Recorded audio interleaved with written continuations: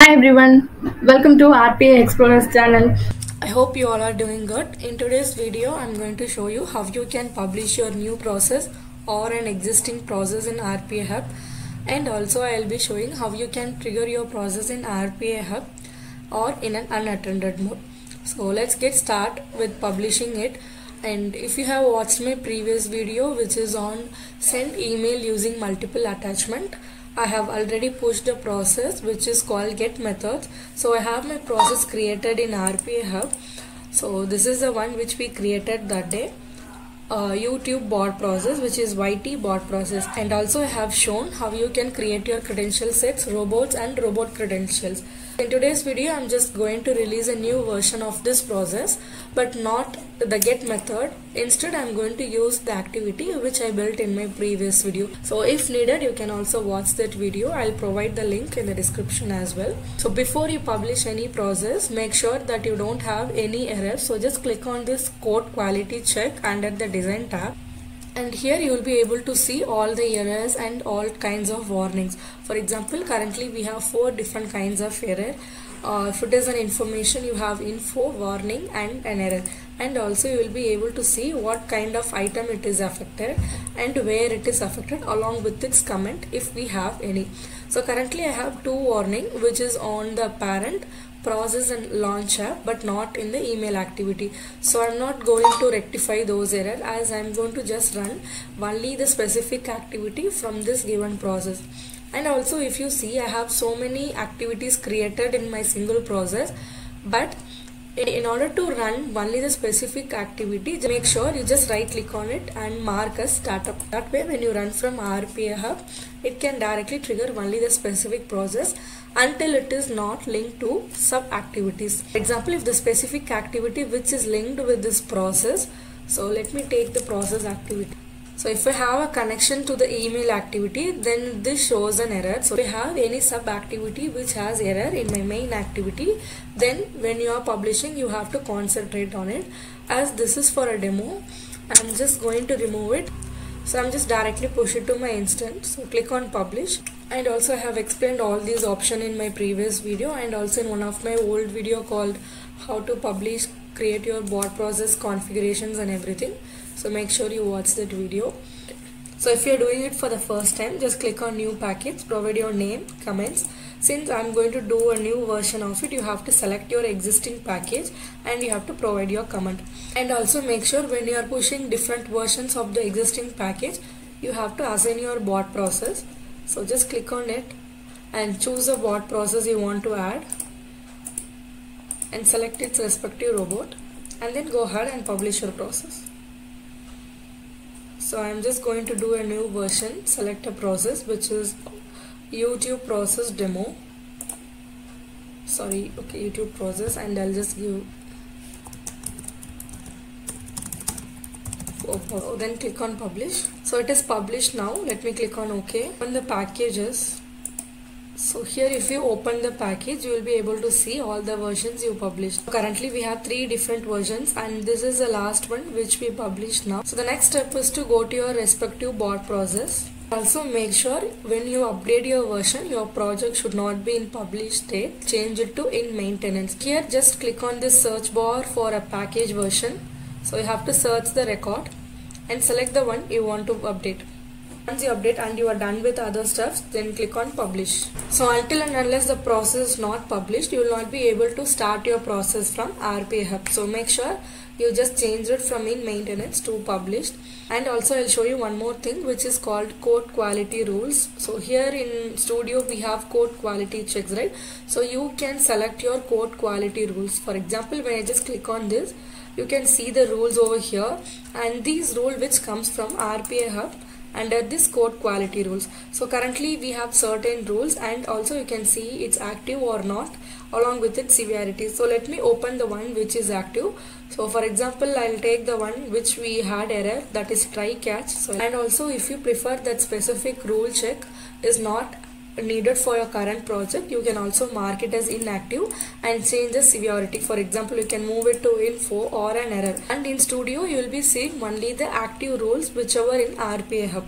So I'll just go and show you. And currently we have 2 warnings and 2 error. Let's cross verify the active ones. So I'll just filter with true. We should have 4 now. So yeah, we have all the 4. And also we can change the severity if needed. And in case needed, you can also go through the description to see what kind of exception it is giving us, so that you can just rectify that before you publish it. And yes, now we have published it, and the next step is to trigger the process. So I'll go to this, and here you have the start process, and also you have 2 options, stop and launch in studio. So if you click on launch in studio, you have to choose the machine on which you want to launch your process. So this can be useful when you want to debug something for the specific package without downloading the package on the given machine. So just click on this and you have to select your robot, so which will automatically open the latest version in your studio. So this is one way, and here also you have an option like remote machine or your local machine. So local machine is nothing, on which machine you have opened your RPA hub, it will get automatically opened. So now let's see how you can start your process, which is like execute unattended process. So click on this, and before you run your process, make sure you also downloaded your unattended login agent. I also have shown this in one of my previous video, like how you can install and everything. So here you have to just install it and launch it, and just provide the RPA hub URL, which is your ServiceNow URL, and by default your authentication will be MTLS, and you have to just configure it to basic. So in order to change this, just go to guided setup under RPA hub. So let me quickly show you. Just type in robotic process automation. So here you have something called guided setup. Click on this. So there we have certain steps to do before we actually get start with RPA process or your studio. So just have to configure it now. So once you configure it, you just have to click on basic and provide your username and password. Then click on connect. It will automatically get connected. So here you have the system configuration. Click on this.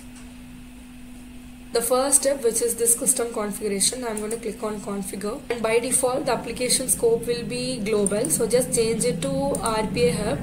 Only then you have an option to change it. So just click on basic, save it, then you will be able to connect it. So once everything is connected, you can launch your process and you can start it. So I'm just going to click on start process.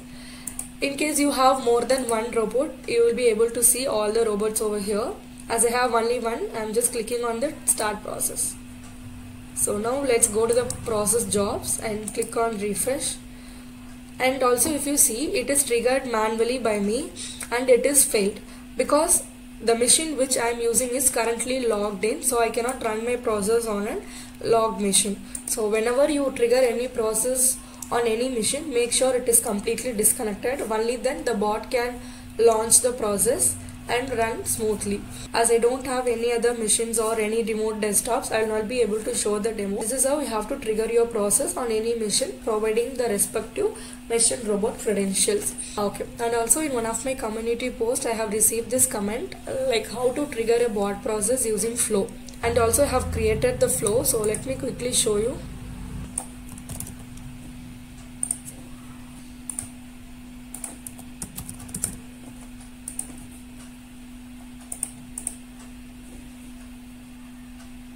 So this is a flow I created, like it look for the robot record, process record, and it get the specific relationship record from both bot and robot.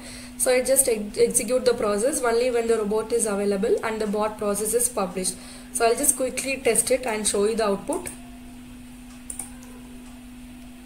So this is completed. Let's check the status.